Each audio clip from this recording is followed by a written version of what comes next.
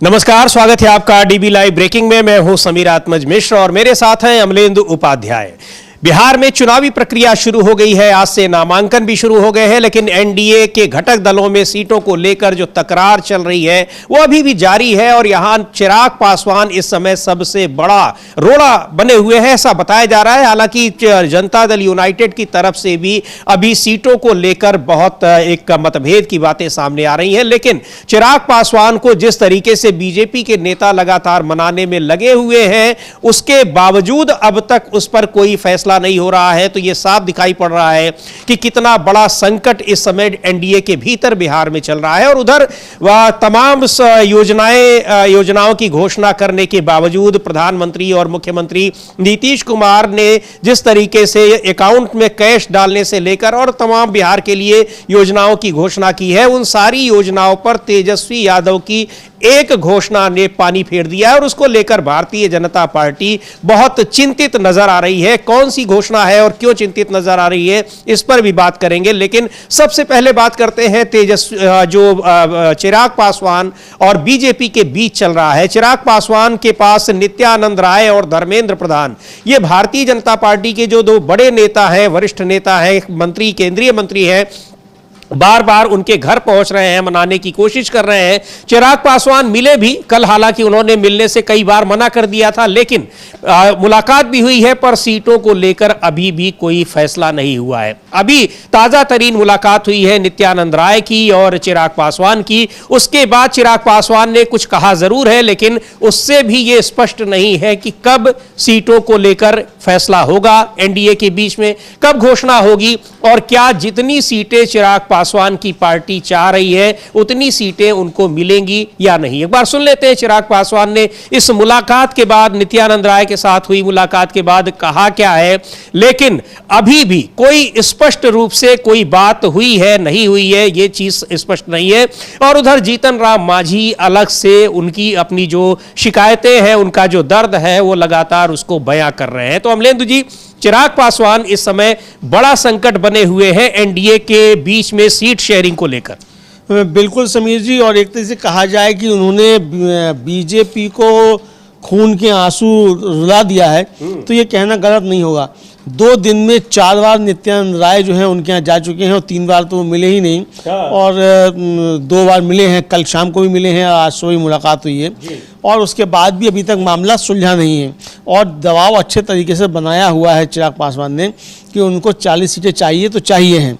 अब चाहे बीजेपी अपने हिस्से से दे चाहे अलग से दे, उनको तो 40 सीटों का पेच उन्होंने फंसा दिया है। उनकी तरफ से साफ कहा जा रहा है कि हमने जितना मांगा है उससे एक भी कम पर हम तैयार नहीं होंगे, और अगर 40 से कम पर तैयार हो जाते हैं चिराग पासवान, तो ये चिराग पासवान की चुनाव में जाने से पहले ही हार मानी जाएगी।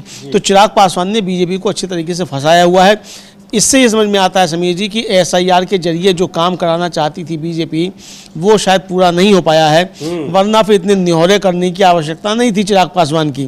तो चिराग पासवान की जब निहोरे किए जा रहे हैं और गिड़गिड़ाया जा रहा है, एक तरीके से कहा जाए कि कई केंद्रीय मंत्री मिलने पहुंच रहे हैं, वो मिलने से इनकार कर दे रहे हैं, फिर बाद में मिलते हैं, उसके बाद भी जो है वो मान नहीं रहे हैं अभी भी, तो ये समझा जा सकता है कि चिराग पासवान ने अच्छे तरीके से बीजेपी को फंसा दिया है। और ये साफ दिख रहा है कि चिराग पासवान के दर पर बीजेपी बार बार जाकर अपना मत्था टेक रही है। और अभी क्या बात हुई है, क्या कहा है चिराग पासवान ने। नित्यानंद राय जो केंद्रीय मंत्री हैं, उनके साथ मुलाकात हुई। हालांकि कल से लेकर आज तक 4 बार वो इनके यहां पहुंच चुके और पहले तो मना ही कर दिया था, मिल ही नहीं रहे थे चिराग पासवान, लेकिन मुलाकात हुई है और अब से थोड़ी देर पहले उन्होंने मीडिया को बताया भी है क्या कुछ हुआ है, सीट शेयरिंग को लेकर कब घोषणा होगी। सुनते हैं क्या कहा है चिराग पासवान ने।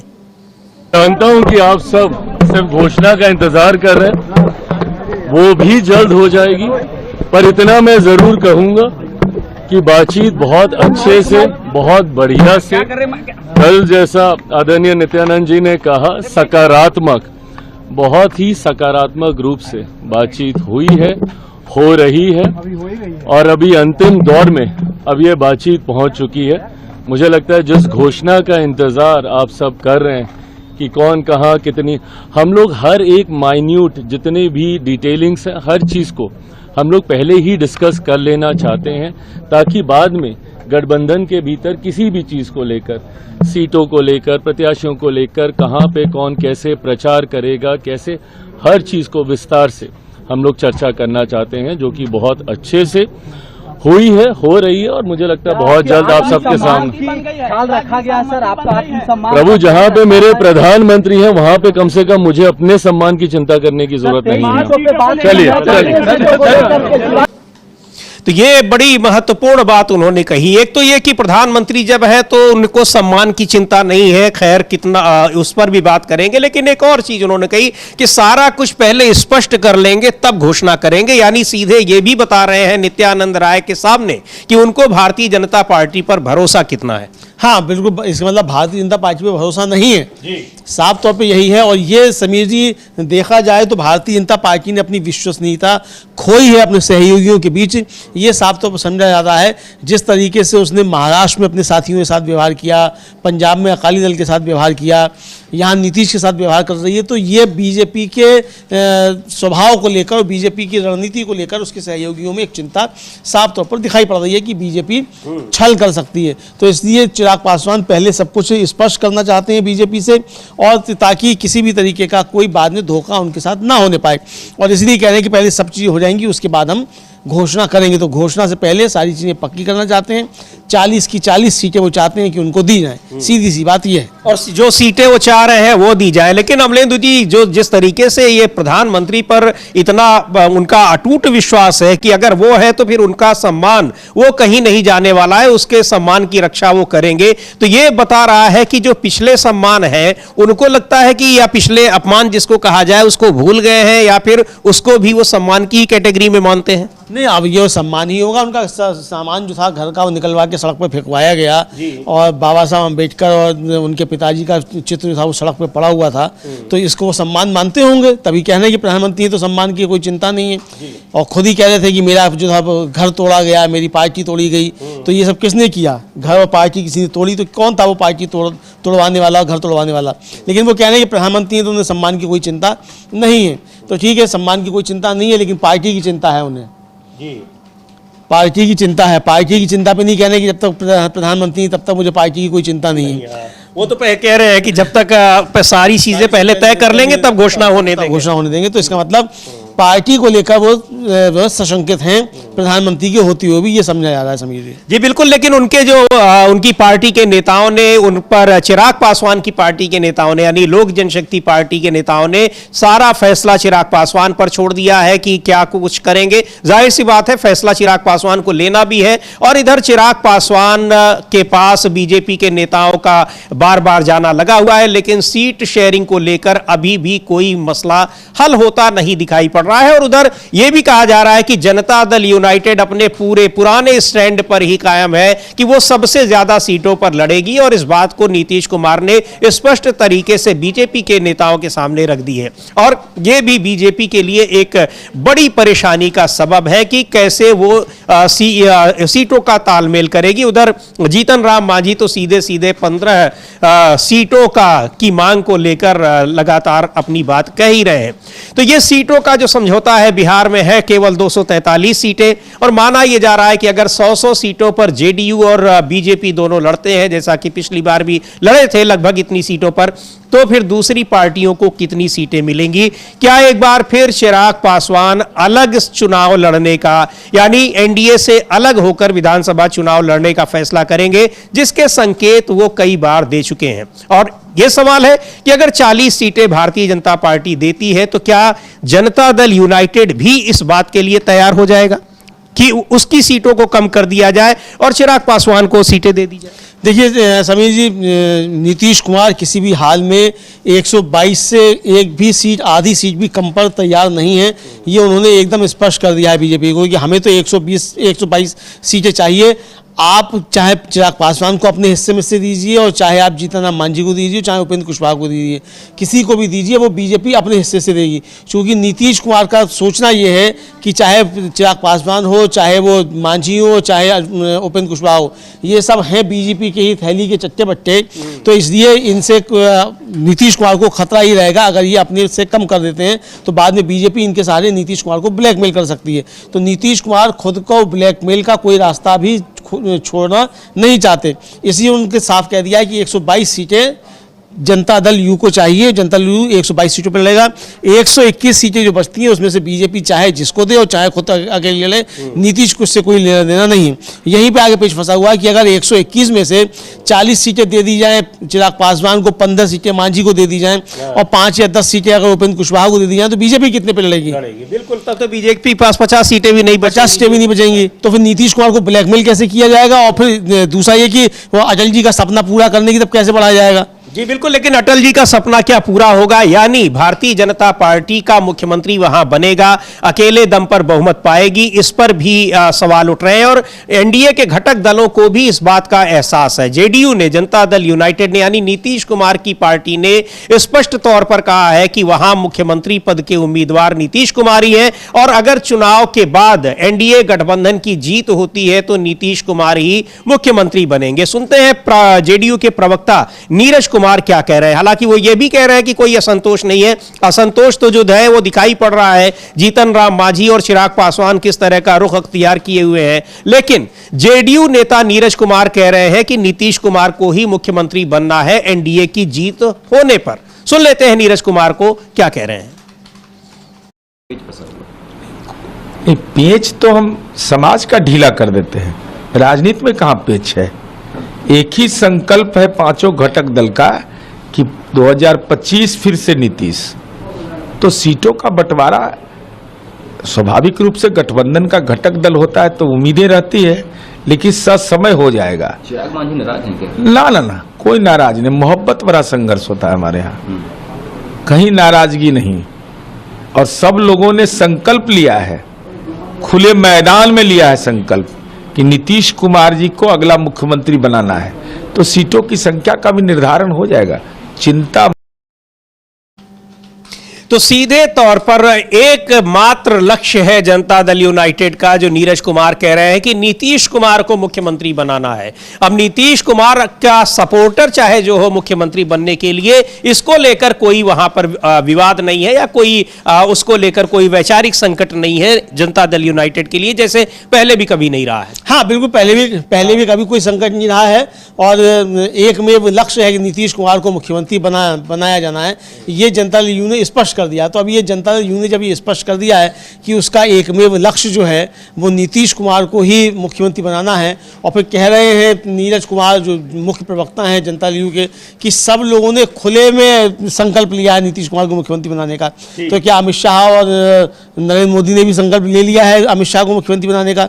ये स्पष्ट नहीं किया नीरज कुमार ने, ये भी स्पष्ट कर देते तो देश को आसानी होती समझने में। समीर जी बिल्कुल, क्योंकि नीतीश कुमार को तो अभी तक लटकाए हुए हैं। बीजेपी की तरफ से अगर देखा जाए कि एनडीए का उम्मीदवार उनको नहीं घोषित किया गया है, हालांकि यह संकेत कई बार देने की कोशिश की गई है, लेकिन नीतीश कुमार ये स्पष्ट संकेत चाहते हैं। और नीरज कुमार के इस बात को कहने का मतलब यह है कि एक बार जनता दल यूनाइटेड भी इस बात के लिए भारतीय जनता पार्टी पर दबाव बनाने की कोशिश कर रही है कि नीतीश कुमार को सीटों की घोषणा होने से पहले एनडीए के मुख्यमंत्री पद का उम्मीदवार घोषित किया जाए। हाँ बिल्कुल, ये कह रहे हैं साफ तौर पे, और हालांकि वो तो दावा कर रहे हैं नीरज कुमार कि सबने संकल्प ले लिया है। अब कोई घोषणा करे ना करे, लेकिन नीतीश कुमार की तरफ से घोषणा हो गई है, यानी जनता दल की तरफ से कि मुख्यमंत्री नीतीश कुमार को ही बनना है और सबने खुले में संकल्प ले लिया है। तो अब मोदी जी आगे कहें ना कहें और आकर अमित शाह कहें ना कहें, कोई मायने नहीं रखता है। चिराग पासवान कहें ना कहें, नीतीश कुमार की पार्टी ने स्पष्ट कर दिया है कि मुख्यमंत्री जो है वो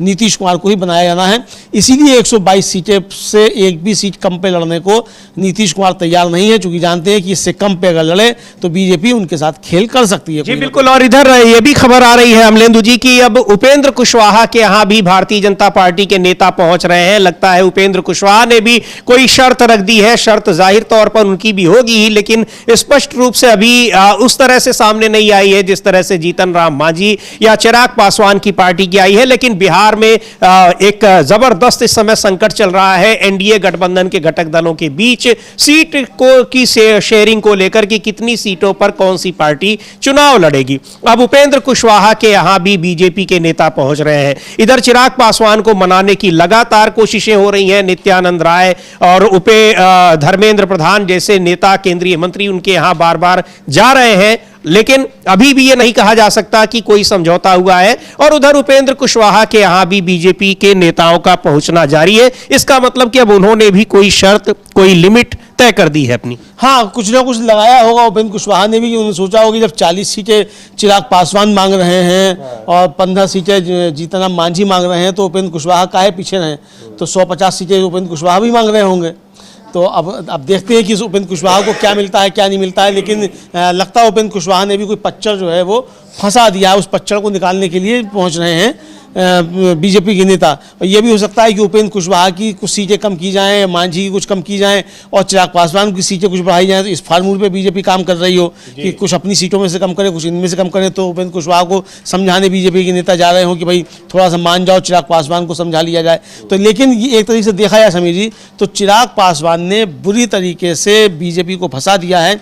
और अगर चिराग पासवान की शर्त पूरी नहीं होती है तो बिहार में एनडीए दो फाड़ हो जाएगा। ये अब सूरत सामने निकल कर आ रही है। बीजेपी के सामने दो ही रास्ते हैं, या तो चिराग पासवान को 40 सीटें देकर अपने साथ बनाए रखे या फिर एनडीए को तोड़ दे। इसके अलावा तीसरा विकल्प बीजेपी के पास नहीं है। जी बिल्कुल, बीजेपी के पास तीसरा विकल्प नहीं है और इसीलिए वो अपने घटक दलों के नेताओं को मनाने की कोशिशों में लगी है। और इधर इंडिया गठबंधन के घटक दलों का कहना है कि वो एनडीए के बाद तुरंत उनके बीच में सीटों को लेकर सारे समझौते हो गए हैं, बातचीत हो गई है और उसके बाद वो घोषणा कर देंगे। और इधर यहां पर चुनावी तैयारियों की और चुनावी रणनीति की भी घोषणाएं धीरे धीरे हो रही हैं। कांग्रेस पार्टी के प्रदेश अध्यक्ष हैं बिहार में राजेश राम, उन्होंने कल बताया है कि किस तरीके से जो कैंपेन होगा इंडिया गठबंधन का एनडीए सरकार के 20 साल के शासनकाल को लेकर, उस पर उन्होंने बातचीत की है कि उसके लिए एक बाकायदा एक वीडियो तैयार किया गया है। और सुनते हैं कि क्या कहा है राजेश राम ने, किस तरीके से इंडिया गठबंधन का कैंपेन चलेगा इस चुनाव में सरकार के खिलाफ, यानी केंद्र सरकार और बिहार की जो एनडीए सरकार है, इन दोनों के खिलाफ। सुन लेते हैं राजेश राम को क्या कह रहे हैं। के पहले हम लोग एक 20 साल विनाश काल एक पुस्तक, जो एक समन है सरकार के खिलाफ, ये नोटिंग आपके सामने हम लोग डिस्प्ले करेंगे। सम्मानित सभी से निवेदन है कि इसे दिखाने का कृपा करें।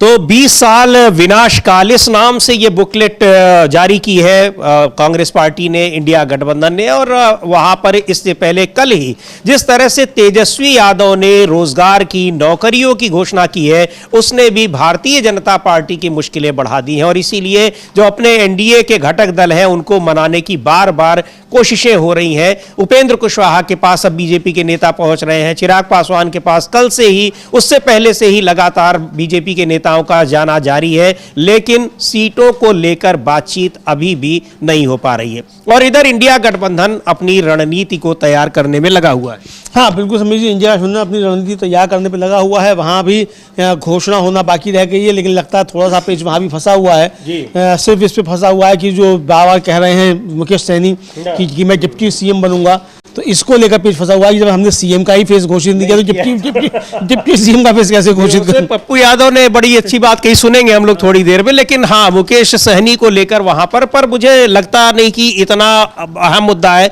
मुकेश सहनी जानबूझकर मीडिया में आने के लिए, अपनी उपयोगिता को दिखाने के लिए शायद खुद ही अगर वो अपने को कह रहे हैं, क्योंकि एनडीए में इंडिया गठबंधन में इस तरह की कोई बातचीत हुई ही नहीं है। नहीं, ये असल में समझिए एक तरीका होता है अपने मतदाता को संदेश देने के लिए। तो अपने मतदाता को संतुष्ट कर रहे हैं कि सरकार बनेगी इंडिया गठबंधन की, तो मैं डिप्टी चीफ मिनिस्टर बनूंगा। तो अब वो डिप्टी चीफ मिनिस्टर, जब चीफ मिनिस्टर का ही फेस घोषित नहीं कर रहा है इंडिया गठबंधन, तो डिप्टी सीएम का कहां से घोषित करेगा। फिर कल को आएगा कि सब मंत्रियों के विभाग भी वो भी पहले से घोषित कर दिए जाए, तो ये तो नहीं होता है। तो इसलिए जो है ये नहीं होगा। तो लेकिन वो अपने मतदाताओं को संतुष्ट करने के लिए एक मतलब कोशिश कर रहे हैं। लेकिन वहाँ सीटों का बिल्कुल तय हो चुका है और आज या कल में ही उनकी घोषणा हो सकती है। हो सकता है कि इंतजार कर रहे हो कि एनडीए पहले कितनी सीटों की घोषणा करता है और उसके समीकरण क्या है, तब फिर अपनी घोषणा करेगी कहाँ किससे किस पार्टी का मुकाबला होगा। इसको ध्यान में रखते हुए तो अभी डिले किया जा रहा हो, तो ये एक टैक्टिक्स के तौर पर वहाँ डिले किया जा रहा है ताकि एनडीए की घोषणा हो, उसके बाद हम अपनी घोषणा करें। लेकिन वहाँ एकजुटता बनी हुई है, मुद्दों पे एकजुटता है और सारे इंडिया गठबंधन का ही सब जगह प्रत्याशी होगा, ये साफ तौर पर सबने कह दिया है। किसी पार्टी का नहीं होगा, जो भी होगा वो इंडिया का गठबंधन का प्रत्याशी होगा, ये बातें कही जा रही हैं। तो यानी समीर जी कि किसी भी के पार्टी के भी सिंबल पे लड़े, जो भी होगा वो इंडिया गठबंधन का प्रत्याशी होगा, ये तय मानकर इंडिया गठबंधन तैयारी कर रहा है। और इसको लेकर जो कल तेजस्वी यादव ने जो घोषणा की है अमलेंदु जी की, यहाँ पर हर घर से एक व्यक्ति को नौकरी दी जाएगी।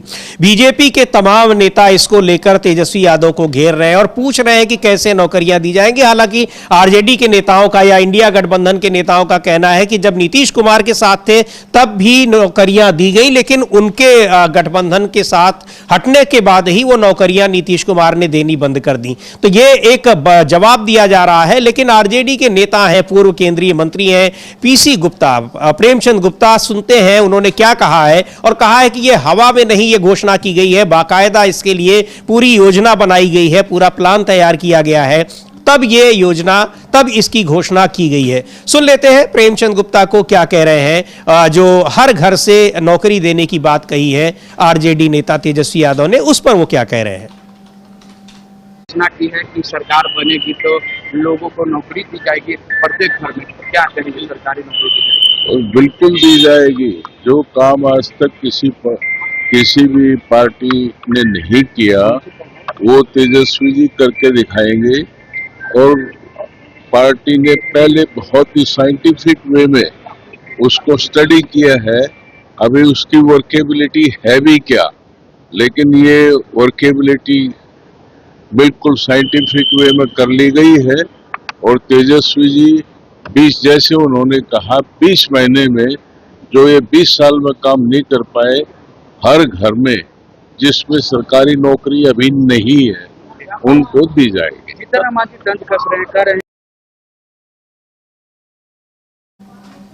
तो ये है, इसकी तैयारी की गई है। पीसी गुप्ता बता रहे हैं कि पूर्व केंद्रीय मंत्री रहे हैं कि इसको कैसे इंप्लीमेंट किया जाएगा और जो काम ये सरकार 20 साल में नहीं कर पाई है उसको 20 महीने में किया जाएगा, ये दावा है उनका। आरजेडी नेता शक्ति सिंह यादव ने भी ये कहा है कि इस बात को वही महसूस कर सकता है जिसने जो वहां पर रहा हो, जिसने उस दर्द को जाना हो, समझा हो, और इसके लिए पूरी योजना बनाई गई है, तब इसकी घोषणा की गई है। सुन लेते हैं शक्ति सिंह यादव को भी वो क्या कह रहे हैं। लेकिन एक बात तो है कि इस योजना ने, इस घोषणा ने बीजेपी के होश उड़ा दिए हैं अमलेंदु जी। बिल्कुल समीर जी, पूरे होश उड़ा दिए हैं और बीजेपी के पसीने जो है वो पूरी तरीके से छूट गए हैं और अल्ल बल्ल जाने क्या क्या जो है वो सब बक रहे हैं तो एनडीए के नेतागण और बीजेपी के नेतागण, और समझ नहीं पा रहे कि तेजस्वी की इस घोषणा की काट किस तरीके से करें। क्योंकि तेजस्वी ने जब 2020 के विधानसभा चुनाव में घोषणा की थी 10 लाख नौकरियों की, तब भी इसी तरीके से कहा गया था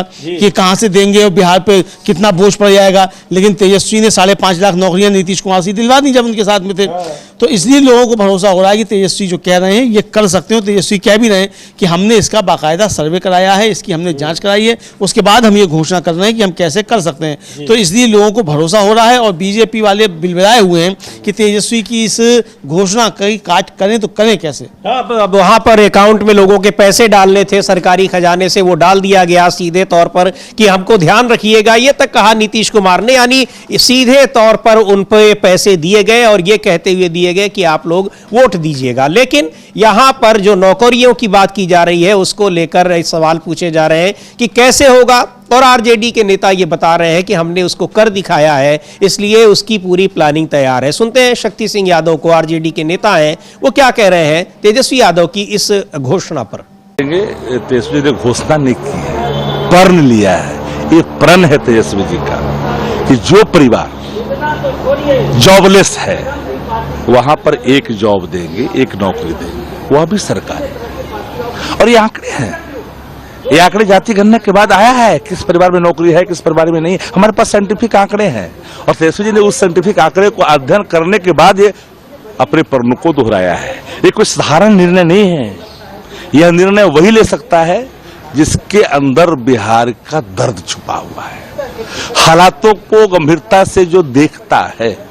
वो दर्द तेजस्वी जी के अंदर है। जब विश्व में उन्होंने 10 लाख नौकरी की बात की थी तो 5 लाख नौकरी दिया भी, पक्की नौकरी दी। जो गांधी मैदान रैलियों के लिए जाना जाता था नियुक्ति मेले में तब्दील हुआ। उतना ही नहीं, 4.5 लाख नियोजित शिक्षकों को नियमित कर दिया। जब सुशील मोदी जब तत्कालीन उप मुख्यमंत्री हुआ करते थे, भगवान भी आएंगे तो नियोजित शिक्षकों को राजकर्मी का दर्जा नहीं मिलेगा, लेकिन दिखाया, उन्होंने किया। तेजस्वी एक पर्ण है, युवा दिलों पर यूं ही राज नहीं करते, इनकी साख जनता में है। एक बात हर कोई बोलता, अरे भाई तेजस्वी तो वो बंदा है जो कहता है वो कर देता है। तो इनकी साख है, साख इनकी पहचान है। और वर्तमान सरकार की साखें मर गई है। जो कहता था कि बाप के हाथ से लाएगा और लास्ट में फिर उन्हीं के हाथों नियुक्ति बता देते हैं तेजस्वी जी, यहाँ संकल्प पूरा होता है। तो उनके अंदर भी जागृति और ललक पैदा करते हैं इन पिच पर आकर के खेलने के लिए। ये बताइए कब तक सीटों का?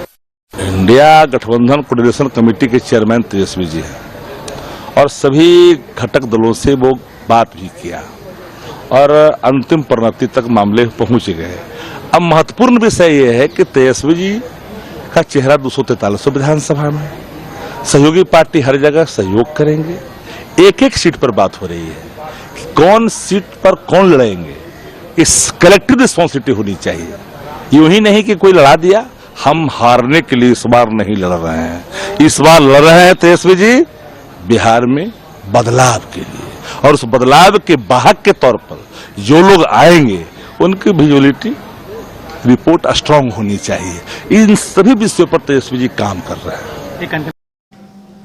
तो यहाँ सीटों को लेकर कोई दिक्कत नहीं है। सभी सीटों पर एक एक सीट पर स्टडी की जा रही है और तब प्रत्याशी तय किए जाएंगे, वो चाहे किसी भी पार्टी के हों। सारे इंडिया गठबंधन के उम्मीदवार होंगे और उसी तरीके से चुनाव लड़ेंगे, ये कहना है शक्ति सिंह यादव का। लेकिन जिस तरीके से उन्होंने तमाम उदाहरण दिए हैं कि जो घोषणाएं की थी उसको किस तरह से लागू किया है और बीजेपी के नेता पहले भी किस तरह से मजाक उड़ाते रहे हैं, वो पूरा ब्यौरा दिया है, वो बड़ा दिलचस्प है। और ये उससे साबित हो रहा है कि बीजेपी के पास या एनडीए के पास इस घोषणा की कोई काट नहीं दिखाई पड़ रही है। और इंडिया गठबंधन के घटक दलों ने भी इस घोषणा को लेकर प्रशंसा की है और यह कहा है कि यह उनके एजेंडे में है। सुन लेते हैं, निर्दलीय सांसद है पप्पू यादव लेकिन कांग्रेस पार्टी के हैं, उन्होंने इस घोषणा को लेकर क्या कहा है। पर यह इस घोषणा से बीजेपी निश्चित तौर पर परेशान है क्योंकि रोजगार का मुद्दा, नौकरियों का मुद्दा बीजेपी का पीछा नहीं छोड़ रहा है। प्रधानमंत्री मोदी ने घोषणा की थी सरकार में आने से पहले केंद्र में, लेकिन उसके बाद उस अपनी घोषणा पर अमल नहीं कर पाए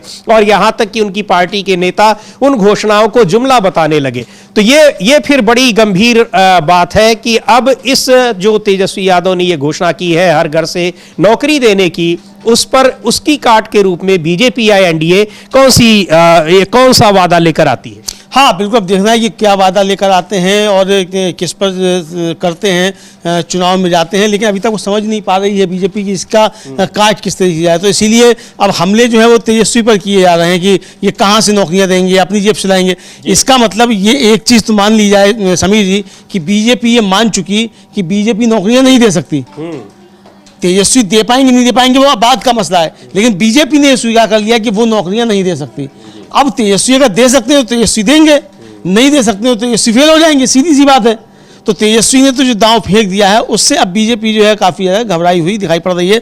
पप्पू यादव ने इस पर बात की है, वो भी हम लोग सुन सकते हैं, अपनी टीम से हम कहेंगे पप्पू यादव को क्या है वो सुनवा सकते हैं। और कल देर रात जो है तेजस्वी यादव के आवास पर उनके समर्थक काफी ज्यादा जुटे हुए थे और मतलब रात भर जो चल रहा है समीर जी घटनाक्रम। अब पता नहीं कितने घंटे सो पा रहे हैं, तेजस्वी नहीं सो पा रहे हैं। मोदी जी तो बेचारे 18 घंटे काम करते हैं, लेकिन तेजस्वी यादव के यहाँ भी जो है रात भर घेरा इस तरह से लग रहा है। तो किस समय सोते हैं, गाड़ी में ही सोते हैं, क्या करते हैं पता नहीं, लेकिन बहुत एक कहा जाए कि दिनचर्या जो है बहुत ज़्यादा व्यस्त है और मुद्दे भी तय करने हैं। बीजेपी के जो मुद्दे हैं उनकी काट भी करनी है, गठबंधन भी बनाना है, सीटों की घोषणा भी करनी है, बहुत सारे काम जो है वो हैं समीर जी बिल्कुल। और यहाँ इसको लेकर इंडिया गठबंधन के घटक दलों में जो रणनीतिक तैयारी हो रही है वो बड़ी अहम है। और ये कह भी रहे हैं गठबंधन के घटक दलों के नेता की सीटों की घोषणा जब एनडीए की सीटों की घोषणा के बाद होगी, यहाँ सारी चीजें तय हो चुकी हैं और एक एक सीट पर इसको लेकर बातचीत हो गई है।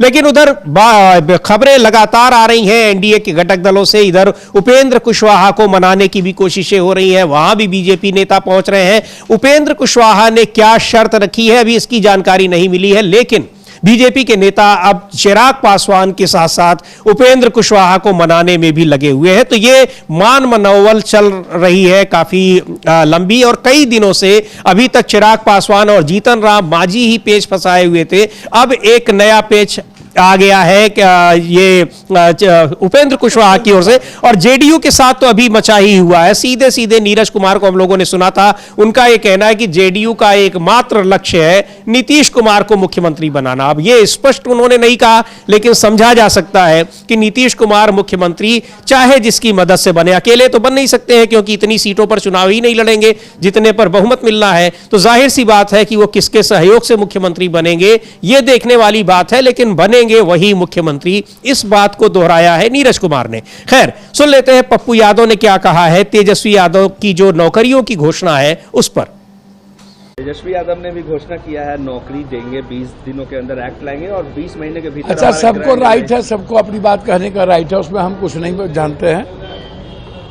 रोजगार की बात हो सकती है, नौकरी इतना कहाँ से होगा, लेकिन रोजगार देने की तो क्षमता है ही है। कांग्रेस तो सब जगह रोजगार देती ही है। संतोष कुशवाहा है वो आरजेडी ज्वाइन करने अच्छी बात है, स्वागत है। जितना ज्यादा जितना बड़ा परिवार हो और सबको अत्यंत पिछड़ी जाति के लिए हम लोग तो लड़ रही हैं। हम तो चाहते हैं अत्यंत पिछड़ी जाति पूरा का पूरा कांग्रेस, एसटी, एससी सब कांग्रेस उसकी बात कर रहा है। तो हम तो कांग्रेस का एजेंडा ही है अत्यंत पिछड़ी जाति ओबीसी। तो ये इस पर जो इस घोषणा है इसको लेकर ये पूरी प्लानिंग के साथ की गई है, ये इंडिया गठबंधन के घटक दलों के नेताओं का कहना है। और इधर बीजेपी और जो एनडीए की सहयोगी पार्टियां हैं उनके भीतर भी बहुत कुछ चल रहा है। तो अब एक खींचतान मची हुई, लेकिन आपको बता दें कि आज से बिहार में चुनावी प्रक्रिया शुरू हो गई है, यानी आज से नॉमिनेशन नामांकन की प्रक्रिया शुरू हो गई है। और कल ही जन सुराज पार्टी ने अपने 51 उम्मीदवारों की घोषणा की। हालांकि वहां भी उम्मीदवारों की घोषणा के बाद गजब का सिर फुटौल मचा हुआ है। जन सुराज की पार्टी में कल बहुत जबरदस्त हंगामा हुआ और आरोप लगे कि यहां पर टिकट बेचे गए हैं, न कि लोगों को जीतने की हैसियत के हिसाब से टिकट बांटे गए। ये जिन लोगों को टिकट नहीं मिला वो लोग आरोप लगा रहे थे। इस समय पूरे अपने शबाब पर है जो राजनीतिक रोमांच होता है बिहार में, लेकिन जो दो बड़े गठबंधन हैं वो अभी अपने सीटों को तय नहीं कर पाए हैं कि किस सीट पर कौन सी पार्टी चुनाव लड़ेगी और कौन कौन सी ऐसी सीटें हैं। तो ये इसको लेकर ये लगातार ये चल रहा है। अब 6 नवंबर को पहले चरण के चुनाव होंगे, मतदान होंगे। काफी कुछ तो तय हो चुका होगा निश्चित तौर पर, जैसा इंडिया गठबंधन में देखने को मिल रहा है, लेकिन एनडीए गठबंधन में जो खींचतान है वो दिखा रही है कि अभी बहुत कुछ तय करना बाकी है। बिल्कुल समीर जी, काफ़ी कुछ तय करना बाकी है। और जिस तरीके से खबरें आ रही हैं, चिराग पासवान जिस तरीके से दबाव बना रहे हैं, जिस तरीके से जीतन राम मांझी दबाव बना रहे हैं, अब उसमें उपेंद्र कुशवाहा भी जुड़ गए हैं।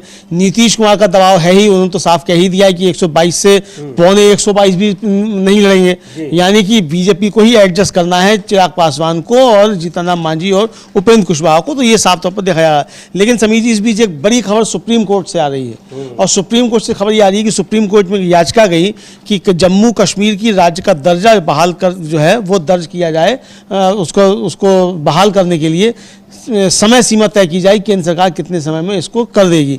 इस पे सुनवाई हुई और जस्टिस BR गवाई और जस्टिस विनोद चंदन की खंडपीठ जो है उसने केंद्र सरकार से 6 सप्ताह के भीतर जवाब दाखिल करने को कहा है। और ये कहा गया है कि आदेश में अपने कहा कि विद्वान SG ने कहा कि जम्मू कश्मीर विधानसभा चुनाव के शांतिपूर्ण तरीके से हुए और एक निर्वाचित सरकार बनी। यह कहा गया है कि जम्मू कश्मीर में पर्याप्त प्रगति हुई है, लेकिन पहलगाम हमले सहित कुछ घटनाएं हुई हैं और अंतिम निर्णय राज्य का दर्जा बहाल करने पर लेने से पहले सभी को ध्यान में रखना होगा। यह कहा गया है कि केंद्र और राज्य परामर्श कर रहे हैं। विद्वान एसजी ने जवाब देने के लिए और समय मांगा है। हम याचिकाकर्ताओं द्वारा की गई प्रस्तुतियों का जवाब देने के लिए 6 सप्ताह का समय देते हैं। तो 6 सप्ताह में केंद्र सरकार को सुप्रीम कोर्ट में जवाब दाखिल करना है कि ये क्या समय सीमा है जब जम्मू कश्मीर का दर्जा बहाल किया जाएगा। जम्मू कश्मीर में चुनाव भी सुप्रीम कोर्ट के आदेश पर ही हुए। जब सुप्रीम कोर्ट ने साफ आदेश दिया कि 30 सितंबर से पहले चुनाव हो जाना चाहिए, तब वहां चुनाव कराया गया। लेकिन उसके बाद तमाम शक्तियां होती वो छीन ली गई राज्य सरकार की। और अब तो यह है कि पुलिस भी उनके अंडर में नहीं होता है कि वहां के मंत्री को ही पुलिस गिरफ्तार कर लेती है, मुख्यमंत्री को कर लेती है, उसको जाने नहीं देती है। तो ये गजब तमाशा जो है ये जम्मू कश्मीर में हो रहा है। तो इसी को लेकर काफी ज्यादा नाराजगी जम्मू कश्मीर में है। और ये अब याचिका आई है तो इसे समझा जा सकता है कि अब 6 सप्ताह में केंद्र सरकार को जवाब देना है कि वो कब तक इसकी घोषणा कर रही है कि जम्मू कश्मीर का पूर्ण राज्य का दर्जा बहाल किया जा रहा है। और इधर लद्दाख में मांग चल ही रही है, उसमें सोनम वांगचुक को किस तरीके से गिरफ्तार किया गया है उसको लेकर भी वहां पर इस समय जो है लोगों का विरोध सरकार को देखने को मिल रहा है। तो ये बड़ी खबर है कि अब जवाब देना पड़ेगा सुप्रीम कोर्ट को, केंद्र सरकार को, कि कब वो तारीख बताए कि कब वहां पर पूर्ण राज्य का दर्जा उसका बहाल किया जा रहा है जम्मू कश्मीर का। और इधर लौटते हैं एक बार फिर बिहार पर। बिहार में जिस तरह की जो खबरें आ रही हैं एनडीए गठबंधन के घटक दलों की, और उसके बाद जो तेजस्वी यादव की जो घोषणा है, इसको लेकर भारतीय जनता पार्टी तो इस जो घोषणा है इसकी काट नहीं देख पा रही है, लेकिन सवाल उठा रही है कि आखिर इसको लागू कैसे किया जाएगा। यह असंभव है। लेकिन जो इंडिया गठबंधन के नेता हैं उनका कहना है कि असंभव पहले भी भारतीय जनता पार्टी करती थी, क्योंकि उसके एजेंडे में लोगों को रोजगार देना, नौकरी देना नहीं है, इसलिए वो दूसरी पार्टियों के इस तरह के वादों को आशंका की दृष्टि से देखती है। लेकिन तेजस्वी यादव के साथ रहते हुए, नीतीश कुमार के साथ रहते हुए इसको लागू करवाया गया था। आरजेडी नेता मृत्युंजय तिवारी कह रहे हैं, क्या कह रहे हैं सुन लेते हैं। लेकिन यह बात तय हो गई है कि अब जो एजेंडा तय करने की बात है अमलेंदु जी, वो विपक्ष तय कर रहा है और एनडीए गठबंधन यानी भारतीय जनता पार्टी उस एजेंडे को फॉलो कर रही है। ये साफ दिखाई पड़ रहा है। हाँ बिल्कुल समीर जी, यानी आप ये कह सकते हैं कि अब एजेंडा तय करने की क्षमता बीजेपी की समाप्त हो गई। और अब बीजेपी जो मुझे लगता है सब समीर जी पिछले 4 दशक में ये पहली मर्तबा हो रहा है कि अब एजेंडा बीजेपी तय नहीं कर पा रही, बल्कि विपक्ष के एजेंडे पर बीजेपी चल रही है। वरना अभी तक 4 दशक से देश की राजनीति का एजेंडा बीजेपी ही तय करती थी, सब उस एजेंडे पर घूमते थे। अब समय जब पलट गया है, और इतना पलटा है कि अब विपक्ष के एजेंडे पर बीजेपी को चलना पड़ता है। यहाँ तक कि प्रधानमंत्री को भी ये कहने को विवश होना पड़ता है कि कुछ लोग खुद को खुद ही जननायक मान लेते हैं। तो ये बेचैनी जो प्रधानमंत्री की दिखाई पड़ रही है, ये बेचैनी साफ तौर पर यही है कि अब एजेंडा सेट करने की क्षमता बीजेपी की समाप्त हो चुकी है। जी बिल्कुल, सुनते हैं आरजेडी के प्रवक्ता मृत्युंजय तिवारी क्या कह रहे हैं तेजस्वी यादव की इस घोषणा पर और भारतीय जनता पार्टी की आपत्तियों पर। सभी परिवार के घरों में एक नौकरी देते हैं। ये तो तेजस्वी जी ने ऐतिहासिक घोषणा की है। 2020 में 10 लाख नौकरी का वादा था। इसके पहले तो कोई नौकरी रोजगार पर मुद्दे पर बात ही नहीं करते थे। ये तेजस्वी जी ने पूरे देश में एजेंडा सेट कर दिया, तो हर राज्यों में और देश के चुनाव में नौकरी की बात होने लगी। इस बार तेजस्वी जी ने ऐसा बाउंसर मारा है कि विरोधी चारों खाने चित्त हैं। खुद ही हिट विकेट होकर एनडीए आउट हो जाएगी। हर घरों में जहां एक भी सरकारी नौकरी में नहीं है, उनमें सरकारी नौकरी उन्हें दी जाएगी। ये बहुत बड़ा घोषणा ये संघ। एनडीए कह रही है कि उतनी तो नौकरियां भी नहीं है जितना परिवार। बीजेपी तो एनडीए तो 2020 में भी कह रही थी असंभव है, कहां से देगी। तो 20 वर्षों में कितने नौकरी दिया। तेजस्वी जी ने 17 महीने में 5 लाख नौकरियां बांटी, 3.5 लाख प्रक्रियाधीन करके आए। यही तो खासियत है, यही तो लड़ाई है। सच और झूठ की लड़ाई है, अमीरी गरीबी की लड़ाई है। नौकरी दे करके तेजस्वी यादव जी ने प्रमाणित कर दिया है। और जो तेजस्वी यादव जी ने कहा है, जो वादा किया, उसे पूरा करके दिखाया। इस बार भी कहा है 20 दिनों के अंदर नियम बनाकर 20 महीने में सभी घरों में तो ये किस तरीके से सवाल उठा रहे थे 2020 में भी बीजेपी के नेता, ये कह रहे हैं मृत्युंजय तिवारी। और ये वादा जो है उसको कहा जा रहा है कि पूरे इसका अध्ययन करके तब इसकी घोषणा की गई है, इसको लागू किया जाएगा। खैर, अब कैसे लागू किया जाएगा वो तो सरकार बनने पर ही पता लगेगा, लेकिन ये बात जरूर है कि 2020 में जो वादा किया था उसको जब सरकार में आए तब उसको उस पर अमल करने की कोशिश की और नौकरियां दी गई थी। ये तो सच्चाई है, इस बात से इनकार नहीं किया जा सकता। और नीतीश कुमार ने उसके बाद कोई नौकरी नहीं दी है और लगातार वहां पर जो परीक्षाएं हो रही हैं नौकरियों के लिए, उन पर किस तरह से सवाल उठ रहे हैं, पेपर लीक हो रहे हैं, उसका विरोध कर रहे छात्रों पर लाठियां बरसाई जा रही हैं, यह भी किसी से नहीं छिपा हुआ है। और समीर जी, आपको याद होगा कि जैसे ही सरकार बनी थी तेजस्वी के समर्थन से नीतीश कुमार की, वैसे ही इस भोंपू मीडिया ने चिल्लाना शुरू कर दिया था कि अब तेजस्वी के वादे का क्या होगा, अब तेजस्वी के वादे का क्या होगा। अब नीतीश कुमार तो कह चुके थे कि अपने घर से लेकर आएगा, लेकिन तेजस्वी यादव ने नौकरियां दिलवाई। और यही जो है मृत्युंजय तिवारी जो आरजेडी के प्रवक्ता वो कह रहे हैं कि बीजेपी तो समय भी कह रही थी कहां से देंगे, मिली ना नौकरियां। और अगर पूरी सरकार चलती तो 10 लाख नौकरियां मिलती पूरी। सरकार ही जब कम चली, 17 महीने चली, 17 महीने में ही 5.5 लाख नौकरियां दे दी गई। तो ये समीर जी, इसका मतलब कि जो तेजस्वी ने घोषणा की है, ये घोषणा असर करने वाली है और बीजेपी की बिलबिलाहट जो है वो साफ तौर पर समझी जा सकती है कि बीजेपी को तेजस्वी की इस घोषणा से बिलबिलाहट क्यों हो रही है। और ये जो इधर एनडीए में, यानी इस ये जो एक पासा फेंका है और कह भी रहे हैं मृत्युंजय तिवारी की ये सिक्सर लगाया है उन्होंने, और इसकी काट अब बीजेपी के पास नहीं है। चूंकि ये मामला केवल बिहार तक ही नहीं है, नौकरियों का मामला पूरे देश भर में है और रोजगार को लेकर, नौकरियों को लेकर सरकार वैसे ही घिरी है। न केवल केंद्र सरकार बल्कि राज्यों की सरकारें भी जो बीजेपी की हैं वो भी घिरी हुई है। सवाल उठते रहते हैं लगातार, और वादे बीजेपी सरकार ने भी किए थे, बीजेपी नेताओं ने भी किए थे। खुद प्रधानमंत्री नरेंद्र मोदी ने हर साल 2 करोड़ रोजगार देने की बात की थी, तो अब उस पर बुरी तरीके से घिरी हुई है। यही कारण है कि अब एनडीए में सीटों को लेकर भी एक उठापटक चल रही है, उससे बीजेपी परेशान है। और बीजेपी अकेले दम पर चुनाव में जाने की जो है क्षमता है, उसको पता है, वो जाने की हिम्मत नहीं जुटा पा रही है, ये भी साफ दिख रहा है। इसमें केवल ऐसा नहीं है कि केवल जेडीयू को ही साथ लेना है, बल्कि जो 2 मुख्य पार्टियां हैं, यानी जीतन राम मांझी की हम पार्टी और चिराग पासवान की लोक जनशक्ति पार्टी, इन 2 पार्टियों का साथ उसको बेहद जरूरी है। यह साथ इसलिए भी बेहद जरूरी है कि पिछले कुछ समय की जिस तरह से दलितों पर घटनाएं हो रही हैं, चीफ जस्टिस BR गवई पर जो हमला हुआ है, इसके अलावा भी दलितों पर हमलों को लेकर और दलितों के उत्पीड़न को लेकर सरकार गिरी हुई है, उस पर भी सवाल उठ रहे हैं। और तेजस्वी यादव और जीतन राम मांझी को मनाने की कोशिशें इसलिए भी हो रही हैं क्योंकि अगर वो अलग होकर चुनाव लड़ते हैं तो सीधा उसका नुकसान होगा, वो बीजेपी को झेलना पड़ेगा। बिल्कुल समझिए, बीजेपी को ही उसका नुकसान झेलना पड़ेगा और एनडीए को पूरे को झेलना पड़ेगा।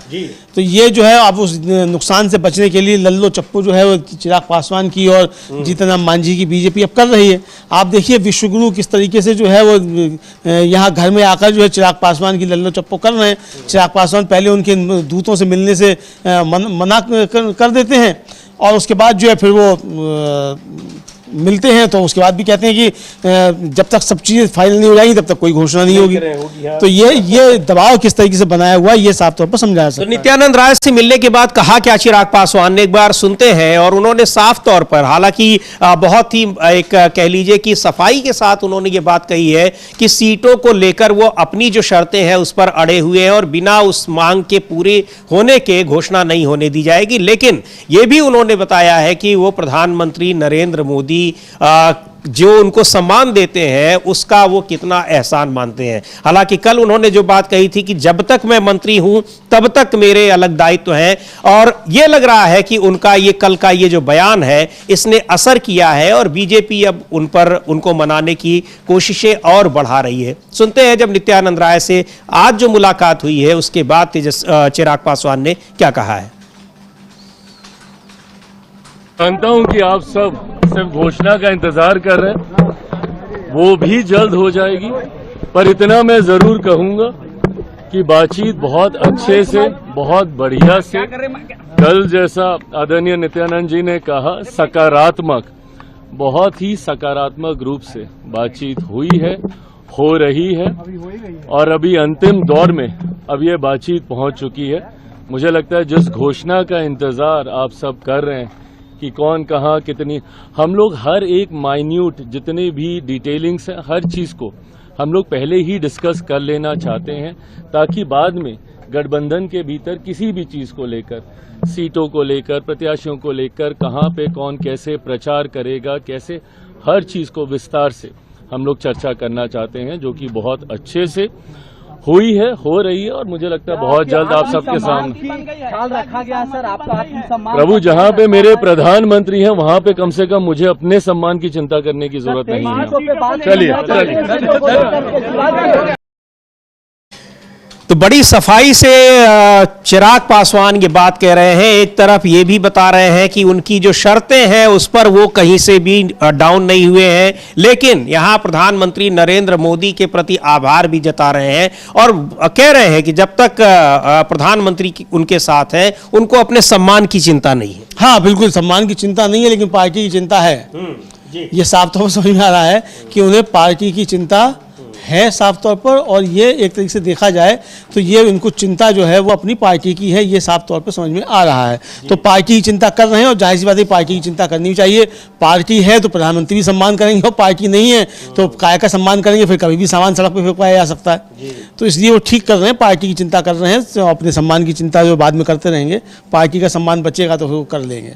जी बिल्कुल। और इधर एक सुप्रीम कोर्ट से एक खबर है, मैं देख रहा हूँ, आप उसको बड़ी देर से देख रहे हैं। बहुत दिलचस्प खबर है, उसमें जस्टिस विक्रमनाथ की टिप्पणी बड़ी कह लीजिए कि मजेदार है। हाँ, उसमें बड़ी मजेदार है कि किसी राजनेता की जमानत याचिका का विरोध करने पर उन्होंने वरिष्ठ अधिवक्ता मुकुल रोहतगी और मतलब सिद्धार्थ लूथरा जो हैं, इनके बीच मजेदार बातचीत हुई। तो जस्टिस विक्रमनाथ ने कहा कि आप जमानत का विरोध कर रहे हैं क्या, क्वेश्चन किया। मुकुल रोहतगी से, हाँ शायद मुकुल रोहतगी से ही किया होगा। और आप देश के सभी धोखेबाजों के वकील हैं, आप सभी बड़े बड़े घोटालों में धोखेबाजों के वकील हैं, आप जमानत का विरोध कर रहे हैं। तो मुकुल रोहतगी से ही कहा होगा, चूंकि अधिकांश के वकील वही है। तो ये बड़े मतलब, हालांकि लाइटर वे में बातचीत हुई, मतलब हल्के अंदाज में बातचीत हुई है, लेकिन ये बातचीत हुई है। तो ये अभी खबर आ रही है समीर जी। ये असल में जब मुकदमों की सुनवाई होती है तो इस तरह के जो थोड़े हल्के अंदाज में, हल्के फुल्के अंदाज में वार्तालाप होता है, जजों और वकीलों के बीच भी होता है। लेकिन अभी जो पिछले दिनों जस्टिस BR गवई ने कहा था, नहीं किसी और सुप्रीम कोर्ट के जज ने कहा था कि अब बहुत संभल के ये सब बातें करनी पड़ती है। जस्टिस गवई ने कहा, जस्टिस गवई ने कहा था कि अब बहुत संभल के बातें करनी पड़ती है कि सोशल मीडिया पर कौन सी बात किस तरीके से ली जाए, कैसे उसका इंटरप्रिटेशन किया जाए, और बाद में लोग उससे किस तरह की धारणा बना ले जजों के को लेकर। तो अब बड़ा सतर्क रहना पड़ता है। हाँ बिल्कुल सतर्क रहना पड़ता है। और ये जूता प्रकरण के बाद हुआ था। हाँ। उनके बाद उन्होंने कहा कि भाई हमारे जो सहयोगी हैं जस्टिस विनोद चंदन, वो कुछ कहना चाहते थे। मैंने उनसे कहा कि भाई मेरे कान में बता दो, साहब ने मत कहो, क्योंकि पता नहीं ये सोशल मीडिया का ज़माना है, किस तरीके से ये बताया जाएगा और किस तरीके से ये रिपोर्ट बाहर जाकर होगा। तो ये उन्होंने कहा था। तो ये मतलब खौफ में दिखाई पड़ रही हैं अदालतें, उसके बाद से ये देखा जा रहा है समीर जी। लेकिन ये जूता प्रकरण जो है, यानी सुप्रीम कोर्ट में जिस तरह से चीफ जस्टिस BR गवई पर जूता फेंकने की कोशिश की गई, उन पर हमला करने की कोशिश की गई, ये मामला अमलेंदु जी बड़ा बनता जा रहा है। और इधर जिस तरह से हरियाणा में एक बहुत ही सीनियर IPS ऑफिसर ने सुसाइड किया है, उसको लेकर भी ये खबर बड़ी होती जा रही है। प्रियंका गांधी ने भी उस पर ट्वीट किया है, राहुल गांधी ने भी ट्वीट किया है, और गंभीर ये मामले हैं। और ये सब ऐसे मामले हैं जो सीधे तौर पर दलित उत्पीड़न से जुड़े हुए माने जा रहे हैं, और इसको लेकर सरकार घिरी हुई है। कहा यह जा रहा है कि जब बिहार में विधानसभा चुनाव में भी ये मुद्दे जो है बहुत ही प्रमुखता से उठाए जाने हैं, और बीजेपी इस वजह से भी बहुत परेशान है, क्योंकि हरियाणा में भी और केंद्र में भी भारतीय जनता पार्टी ही सरकार में है। प्रियंका गांधी का जो ट्वीट है वो देखेंगे हम, कि उन्होंने लिखा है कि जातीय प्रताड़ना से परेशान होकर हरियाणा के IPS अधिकारी वाई पूरन कुमार जी की आत्महत्या से पूरा देश स्तब्ध है। देश भर में दलितों के खिलाफ जिस तरह अन्याय, अत्याचार और हिंसा का सिलसिला चल रहा है वो भयावह है। पहले रायबरेली में हरिओम वाल्मीकि जी की हत्या, फिर मुख्य न्यायाधीश का अपमान, और अब एक वरिष्ठ अधिकारी की आत्महत्या ये साबित करती है कि भाजपा राज दलितों के लिए अभिशाप बन गया है। चाहे कोई आम नागरिक हो या ऊंचे पद पर हो, अगर वह दलित समाज से है तो अन्याय और अमानवीयता उसका पीछा नहीं छोड़ते। जब ऊंचे ओहदे पर बैठे दलितों का यह हाल है तो सोचिए आम दलित समाज किन हालात में जी रहा होगा।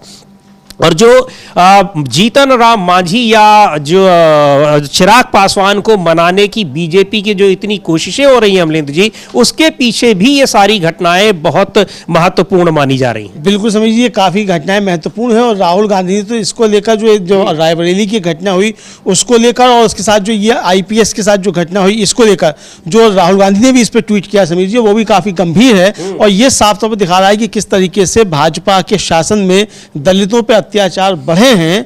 और आप समझ लीजिए कि जब एक IPS अधिकारी ADGP इस तरह का जो है वो अगर जातीय प्रताड़ना से तंग होकर जो है वो अपनी जान खुद ले लेता है और CJI पर जो है वो उनके दलित होने के कारण जो है वो अगर जूता फेंका जाता है और एक दलित की जान ले ली जाती है रायबरेली में, तो ये सारी घटनाएं कहीं ना कहीं आपस में मिलती हैं, एक मानसिकता की तरफ जो है वो इशारा करती हैं सारी घटनाएं। इसको लेकर राहुल गांधी ने भी बहुत कड़े शब्दों में अपनी बात कही। ये देख लेते हैं राहुल गांधी ने क्या लिखा है। और राहुल गांधी लिख रहे हैं कि हरियाणा के IPS अधिकारी वाई पूरन कुमार जी की आत्महत्या उस गहराते सामाजिक जहर का प्रतीक है जो जाति के नाम पर इंसानियत को कुचल रहा है। जब एक IPS अधिकारी को उसकी जाति के कारण अपमान और अत्याचार सहने पड़े तो सोचिए आम दलित नागरिक किन हालात में जी रहा होगा। रायबरेली में हरिओम वाल्मीकि की हत्या, सर्वोच्च न्यायालय के मुख्य न्यायाधीश का अपमान और अब पूरन जी की मृत्यु, ये घटनाएं बताती हैं कि वंचित वर्ग के खिलाफ अन्याय अपनी चरम सीमा पर है। बीजेपी RSS की नफरत और मनुवादी सोच ने समाज को विष से भर दिया है। दलित, आदिवासी, पिछड़े और मुस्लिम आज न्याय की उम्मीद खोते जा रहे हैं। यह संघर्ष केवल पूरन जी का नहीं, हर उस भारतीय का है जो संविधान, समानता और न्याय में विश्वास रखता है। राहुल गांधी ने लिखा है, मल्लिकार्जुन खड़गे ने भी ट्वीट किया है और ये सारी घटनाएं उन चीजों से जुड़ रही हैं, संविधान से जुड़ रही हैं, दलित उत्पीड़न से जुड़ रही हैं, जिस पर बीजेपी घिरी रहती है और हर समय उस पर तलवार लटकी रहती है। इन संविधान के जो मूलभूत है प्रावधान है उसके उल्लंघन का, संविधान को बदलने के आरोप, ये सारी चीजें और ये अब बिहार में भी अपना असर डालने वाली है। इसलिए और भी ज्यादा परेशान है बीजेपी। चिराग पासवान और जो जीतन राम मांझी है, किसी भी कीमत पे उनको अलग होने नहीं देना चाहती है। हाँ बिल्कुल, किसी भी उस पर अलग होने देना नहीं चाहती है समीर जी, और इसीलिए अलग नहीं होने देना चाहती है क्योंकि अलग होंगे तो बीजेपी को बहुत घाटा हो जाएगा और ये बीजेपी को समझ में आ रहा है। यानी अमित शाह जो है वो संसद में खड़े होकर बाबा साहब भीमराव अम्बेडकर का अपमान करेंगे। अम्बेडकर अम्बेडकर अम्बेडकर फैशन बन गया है। हालांकि चिराग पासवान और जीतन राम मांझी भी उस पर खामोश रहे थे और इन घटनाओं पर भी खामोश है, इसीलिए इन पर भी सवाल और इनके मतदाताओं का भी दबाव है, बहुत ज्यादा दबाव है कि अगर आप इन मसलों पर नहीं बोल सकते तो आप काहे के लिए राजनीति कर रहे हैं। भाई सवाल तो ये ना कि अगर आप अपने समाज के साथ खड़े नहीं हो सकते, आप उसके अपमान पे खड़े नहीं हो सकते और आप चाहते हैं कि उसके वोट के दम पर आप राजनीति करते रहें और ब्लैकमेल आप करते रहें, तो ये तो नहीं चलेगा ना। तो ये इसलिए जो है इनके सामने भी बहुत बड़ा संकट है। तो लेकिन बीजेपी के सामने संकट ये है कि ये घटनाएं जो इस तरीके से हो रही हैं, बीजेपी की असली मानसिकता जो है वो सामने आती चली जा रही है। बिल्कुल, और इसको लेकर निश्चित तौर पर बीजेपी एक बड़े संकट में दिखाई पड़ रही है और इस जो चिराग पासवान या जीतन राम मांझी, इन दोनों ही नेताओं को, इनकी पार्टियों को बार बार मनाने की कोशिश इसीलिए हो रही है क्योंकि इनकी वजह से और भी ज्यादा वो परेशानी में आ सकती है। जो दलित उत्पीड़न का मामला है और यह भी होगा कि दलितों के वोट लिए लोकसभा में और हमेशा लेते रहे, अब उनको एक बार फिर निकाल बाहर किया है दूध की मक्खी की तरह। यह आरोप भी झेलना पड़ेगा, इसलिए किसी भी तरीके से समझौता करने की कोशिश में है। लेकिन नीतीश कुमार इन सब मामलों से बेफिक्र है और उनका सीधे तौर पर यह कहना है कि वो करें, उनको अपनी सीटें किसी को नहीं देनी है। हाँ, अपनी सीट में किसी को नहीं देंगे। अब बीजेपी का है क्या वो किसकी सीटें देती है कितनी नहीं। उन्होंने अपनी सीटें तय कर ली हैं, प्रत्याशियों के उन्होंने अपने नाम फाइनल कर लिए हैं। गठबंधन की घोषणा होते ही वो तुरंत अपना कर देंगे घोषित। लेकिन संकट बीजेपी के सामने सबसे ज्यादा है। अच्छा आप देखिए समीर जी, बीजेपी के नेता तो भागे भागे जा रहे हैं चिराग पासवान के यहाँ, जीतन राम मांझी के यहाँ, उपेंद्र कुशवाहा के यहाँ। क्या आपने जनता दल यू के भी किसी नेता को इनके यहाँ जाते हुए देखा?